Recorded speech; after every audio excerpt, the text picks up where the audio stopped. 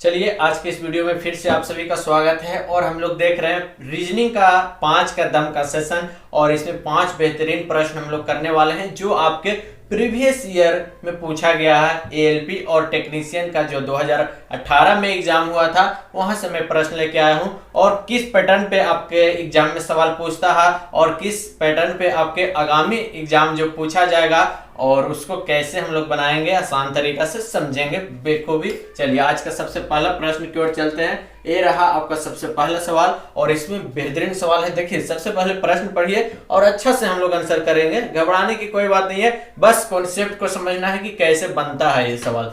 जब नीचे के प्रश्न की छवि के सामने आईना रखा जाए तो दिए गए 4 विकल्पों में से प्रश्न की छवि की रही दर्पण छवि कौन सी बनेगी। यानी कि ये एक क्या है, वस्तु है। क्या है? एक वस्तु है, एक चित्र है। इसके सामने क्या रखेंगे? आईना रखेंगे। क्या करेंगे? प्रश्न की छवि के सामने क्या रखेंगे? आईना रखेंगे यानी दर्पण रखेंगे। तो किस प्रकार की आकृति बनेगा? इसके सामने आईना रख देंगे तो किस प्रकार आवृत्ति बनेगा। अगर देखो बाबू दर्पण कह दे, क्या कहे? दर्पण कह दे, दर्पण कह दे, ठीक है ना। तो क्या करेंगे? आकृति पलट जाती है यानी कि दाएं से बाएं या बाएं से दाएं हो जाती है। अगर बोलेगा कि जल के सामने रहेगा, जल प्रतिबिंब बनेगा, तो क्या होता है? ऊपर नीचे हो जाता है यानी कि ऊपर नीचे चेंज हो जाता है। ऊपर नीचे, नीचे से ऊपर हो जाएगा या ऊपर से नीचे हो जाएगा, ठीक है। दर्पण में आएं दाएं यानी कि बाएं और दाएं, और जल प्रतिबिंब कहेगा तो ऊपर नीचे चेंज होता है। तो यहाँ पे क्या कह रहा है? दर्पण। क्या कर रहा है? दर्पण आईना है। तो दर्पण में क्या होगा कि दाएं से बाएं हो जाएगा, बाएं से दाएं हो जाएगा। तो देखिए इस प्रश्न को क्या होगा, इस चित्र को क्या हो जाएगा, अगर पलटिएगा तो ये तीर उधर चल जाएगा और ये जो गोल वाला है यहाँ पे हो जाएगा। देखिए किसमें है, और देखिए सबसे पहले तो डी ऑप्शन हट जाएगा क्योंकि ये उल्टा बन गया जी। अब और छाटिए, ये आकृति इधर जाएगा तो ये जो भाग है जो यहाँ पे आ जाएगा, ये भाग यहाँ पे आ जाएगा, तो ये भी नहीं होगा और ये भी नहीं होगा। सीधा का सीधा कौन हो जाएगा? Option number A is the correct answer. क्योंकि ये भाग इसको पलटेंगे तो एक कलर वाला है जो यहाँ पे कलर हो जाएगा जी, और ये है जो यहाँ पे कलर हो जाएगा। अगर आकृति पलटिएगा तो कैसे पलटिएगा? देखिए इस तरह से पलट जाएगा आकृति। यहाँ पे ये हो गया, तीर हो जाएगा जी, और इसको ऐसे हो जाएगा, इस तरह से आकृति बनेगा। इस प्रकार से आकृति बनेगा। देखिए बहुत ही शानदार प्रकार से हम आपको समझाने की कोशिश कर रहे हैं। इस प्रकार आकृति बनेगा आपको, देखिएगा। ये भाग हो जाएगा जी कलर, पलटिएगा तो क्या हो जाएगा? ये भाग कलर हो जाएगा और यहाँ पे ये भाग कलर हो जाएगा। हो जाएगा कि नहीं? ये भाग कलर हो जाएगा और ये जो है गोल का निशान ये कहाँ आ जाएगा? इधर आ जाएगा यहाँ पे, और ये जो है जो आपका आ जाएगा यहाँ पे। देखिए उसी प्रकार है ना, बस सेम बन गया। इसी प्रकार पलट जाता है और कहेगा कि जल में तो ऊपर से नीचे हो जाता है, नीचे से ऊपर हो जाता है। चलिए बात को समझ गए होंगे कि किस प्रकार बनता है। तो अगला प्रश्न की ओर हम लोग बढ़ते हैं। ये भी बहुत ही बेहतरीन सवाल है। उस दर्पण का चयन करें, किसी घड़ी में 9:30 बजा है तो सही दर्पण की छवि दर्शाएं। अगर घड़ी में 9:30 बजा है तो दर्पण में कितना होगा? यानी कि घड़ी है जी, घड़ी है। चलिए दूसरा कलर, ये घड़ी बनाता हूं मैं। चलिए एक घड़ी बन गया जी। यहाँ 12 बजेगा, यहाँ 3 बजेगा, यहाँ 6 और यहाँ पे 9। कितना बज रहा है घड़ी में? कितना बज रहा है घड़ी में? सभी लोग देखिए घड़ी में 9:30 बज रहा है यानी कि 9:30 बज रहा है जी। 9:30 बजा दिए। तो दर्पण में अगर यहाँ पे शीशा रखेंगे तो शीशा में कितना बजेगा? तो ऐसा सवाल के लिए हम लोग क्या करते हैं, 11:60 से घटा देते हैं। कितना?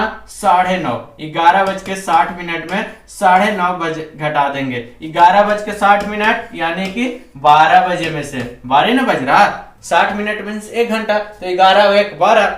चलिए अब इसमें से घटाइए तो क्या आ जाएगा? 30 और यहाँ पे 2 यानी कि 2:30 बजे बजेगा। प्रतिबिंब में अगर आईना में दिखाएंगे तो 2:30 बजेगा, ठीक है ना। इसमें क्या हो रहा? इसमें 9:30 बज रहा है, लेकिन आईना रखेंगे इसके सामने तो आईना में दिखाई देगा कि 2:30 हो रहा है।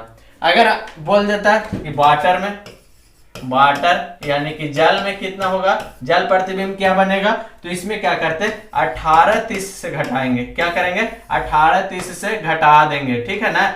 कोई संख्या जो रहेगा वो 18-30 से घट जाएगा और दर्पण में क्या होगा 11:60 से घटेगा, ठीक है।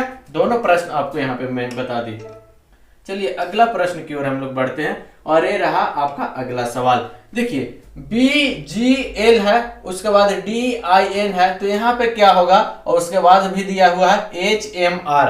अब यहाँ पे हम देखते हैं ऐसा दे दे तो क्या करते हैं हम, जो लेटर दिया गया है उसको संख्या लिख लेंगे। संख्या लिखने के बाद आसानी से सेटिस्फाइड आप हो जाइएगा कि क्या करना है हमें। B का होता है संख्या 2 और G का 7, L का क्या होता है 12 होता है, D का 4, I का 9 और N का होगा 14। यहाँ पे H का 8, M का 13 और R का क्या होता है 18। अब हमको देखने में ऐसा प्रतीत हो रहा क्या 2 के बाद 4 और यहाँ पे 6 होना चाहिए, उसके बाद 8 है ना, 2-2 बढ़ रहा, उसके बाद 7 के बाद 9 और 9 के बाद 11, 11 के बाद 13, यानी कि यहाँ पे 11 वाला नंबर होगा।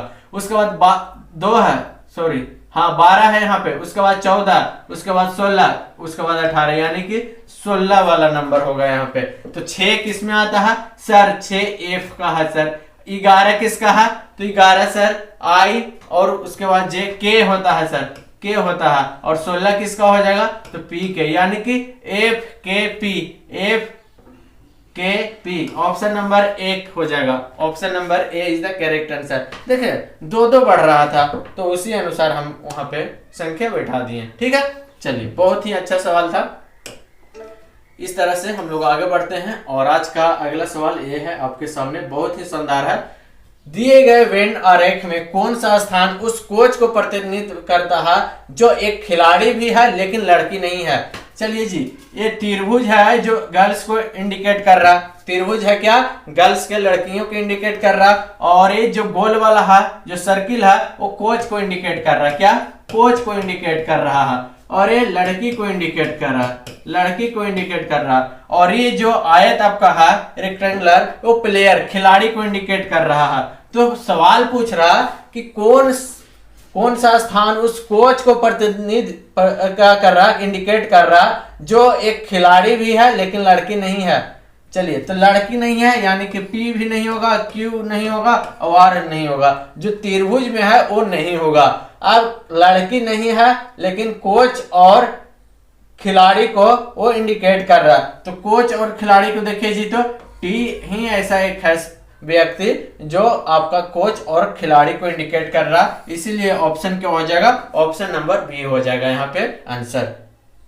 समझ में आई ना बात। चलिए इस तरह से आपका जो एग्जाम में है जो सवाल पूछता है, और ये रहा आज का आखिरी सवाल जो कैसे बनेगा सभी लोग बना के बताइएगा। नीचे दिए गए समीकरण में एक ही तरफ किन 2 अंकों को प्रतिस्थापित कर दिया जाए यानी कि बदल दिया जाए ताकि समीकरण का बाह्यतम और दाह्यतम दोनों बराबर हो जाए, यानी कि जो बाएं साइड है और दाएं साइड है, यानी कि क्या बाएं साइड वाला और दाएं साइड वाला क्या हो जाए बराबर हो जाए, दोनों समीकरण क्या हो जाए बराबर हो जाए।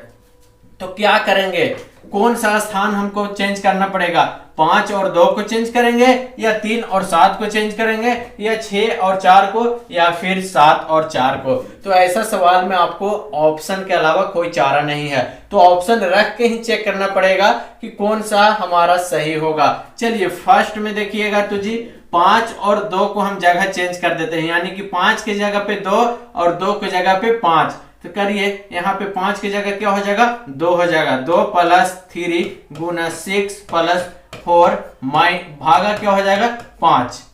अब देखिए जी कि 4 से 5 में भागा जाएगा, तो नहीं सर ये नहीं होगा, ये क्या हो नहीं हो सकता है। अब 3 और 7 को चेंज कीजिए, यानी कि 3 यहाँ पे 7 कर दीजिए और यहाँ पे क्या कर दीजिए 3 और 7 को करना है ना, यहाँ पे क्या कर दीजिए 7 कर देंगे। अब देखते हैं तो ये क्या हो जाएगा 5 + 7 × 6 42 प्लस ये हो जाएगा आपका 2 बराबर क्या हो जाएगा 7 × 28 माइनस ये हो जाएगा 5 + 7। इसको देखिए तो तो 42 और 5 और 2 7, यानी कि 42 और 7 क्या हो जाएगा 49, बराबर ये हो जाएगा आपका 28 और 7 35, 35 में से 5 जाएगा 30, ये भी नहीं होगा, यानी कि ऑप्शन बी वाला भी नहीं होगा। अब सी वाला को चेक करते हैं हम लोग। 6 और 4 को हम लोग चेंज कर देते हैं। क्या करते हैं 6 और 4 को हम लोग क्या करते हैं चेंज करते हैं। 6 और 4 को क्या करते हैं चेंज कीजिए। चलिए देखते हैं इसको भी करके हम लोग कैसा आता है। 6 के जगह पे 4 और 4 की जगह पे 6 कर दिए, ठीक है ना। और 4 की जगह पे 6, जितना भी चार्ज है वहां पे 6 और जितना भी 6 है वहां पे 4 कर देना है। अब देखिए 5 और 4 12 कितना हो जाएगा 12 5 17 और ये हो जाएगा आपका 3, 17 और 3 20, यानी कि 20 बराबर डायरेक्ट कर रहे हैं हम। ये हो जाएगा आपका 18 माइनस 5, 18 में से 5 जाएगा तो कितना हो जाएगा सर 13 और 13 और 7 यानी कि 20, ये हो जाएगा जी। 4 और 6 के जगह चेंज कीजिएगा तो ये समीकरण आपका क्या हो जाएगा बराबर हो जाएगा। इसीलिए option number C is the correct answer. बस आपको 6 के जगह पे क्या करना है 4 मान रखना है और 4 के जगह पे 6 मान रखना है, क्या उसका अंक को बदल देना है। वही आपके प्रश्न में बोला था कि कौन सा दो नंबर है जिसको हम चेंज कर देंगे तो ये समीकरण है जो बराबर आ जाएगा। तो कौन सा है 6 और 4 है। Option number C is the correct answer. चलिए तो इस तरह से आपका आज का जो रीजनिंग का सवाल था 5 कदम का सेशन समाप्त होता है। इसी तरह से कंटिन्यू अगर आप चाहते हैं तो चैनल को जरूर सब्सक्राइब कीजिएगा ताकि जब वीडियो अपलोड हो तो आपके सामने जरूर आए और किस तरह से एग्जाम में पूछा गया है वैसा सवाल आपको देखने को मिलेगा। तो चलते हैं, मिलते हैं अगला वीडियो में। थैंक यू, जय हिंद।